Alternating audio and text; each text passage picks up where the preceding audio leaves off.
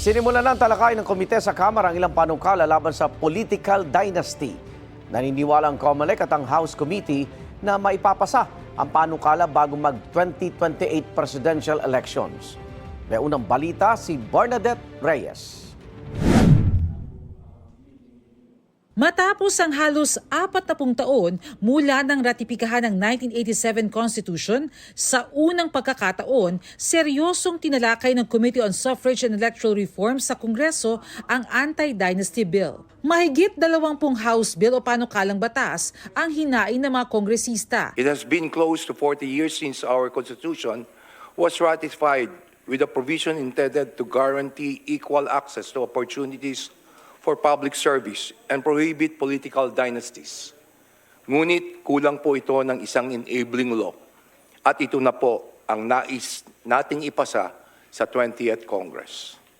Sa ilalim ng Article 2, Section 26 ng 1987 Constitution, nakasaad ang pagbabawal sa political dynasties as may be defined by law o ayon sa maaaring ipakahulugan ng batas. Pero hanggang ngayon, wala pang batas na nagtatakda ng definisyon ng political dynasty, bagay na nais na raw maisakatuparan ngayon.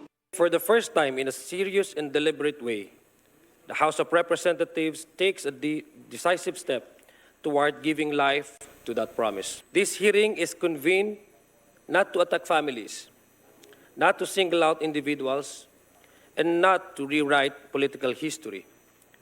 We are here because the Constitution commands us to act, and because the Filipino people expect us to act. Mainit tiyak ang magiging debate dyan, lalo't ayon sa Philippine Center for Investigative Journalism, 212 sa 254 district representatives ay mula pamilya ng mga politiko. Sa datos naman ng GMA Integrated News Research, 30 sa mahigit 60 party list representatives ang may kaanak na halal sa pwesto. 22 naman sa 24 na incumbent senators ang may kaanak din na halal sa pwesto. Ngayon pa lang, hati na ang opinyon ng mga mambabatas kung nakabubuti ba o nakakasama sa bansa ang political dynasties. Ang Kongreso sa mahabang panahon ay naging instrumento upang panatilihin ang status quo na ito sa halip na buwagin. Ang politika sa Pilipinas ay dominado ng mga elitistang angkan na ginagawang negosyo at pribadong pag-aari ang posisyon sa gobyerno. Ang kapangyarihang pampolitika ay ginagamit upang palawakin ang kanilang impluensya at protektahan ang kanilang mga interes sa ekonomiya at lupa. Ang political dynasties by itself is not an evil thing. We cannot address the political failures of our system simply by having an anti-political dynasty bill or law. Ang mas hindi katanggap-tanggap ay nagkakaroon tayo ng mag-asawa, magkasunod ng posisyon. Pasensya na po kung may masasaktan. Tingin ko po ito yung ayaw ng taong bayan pag nawawala ang checks and balance. Malinaw ang posisyon ng Commission on Elections na mahalaga raw maisabatas ang Anti-Political Dynasty Bill.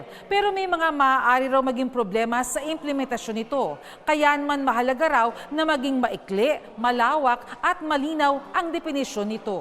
Sadya pong napakahirap i-define, sabihin, ano bang ibig sabihin ng political dynasty? Sino ba ang magba-violate ng political dynasty? Pangalawang tanong, pag ba naglagay tayo ng political dynasty, ay ating po bang nililimit ang kapangyarihan ng mamamayan na mamili ng gusto nila? Sa kabila ng mga maaari maging hamon tulad ng pagtatakda ng kung hanggang ilang degree of relationship maaaring hindi tumakbo ang isang kakandidato, rules sa substitution at pagkansela o pag-disqualify ng kandidato, naniniwala ang COMELEC at ang komite na maipapasa ito bago ang 2028 presidential elections. Konting panahon na lang po yung natitira natin bago ang 2028 elections. So ibig sabihin, hindi naman sa minamadali namin ng Kongreso, kung sadyang kailangan po nating maipasa, ay di sana po bago mag-file ng candidacy by 2027, na andyan na yung anti-political dynasty law na yan. Nakikita ko, may chance naman na pumasa ito within the year. Ito ang unang balita, Bernadette Reyes para sa GMA Integrated News.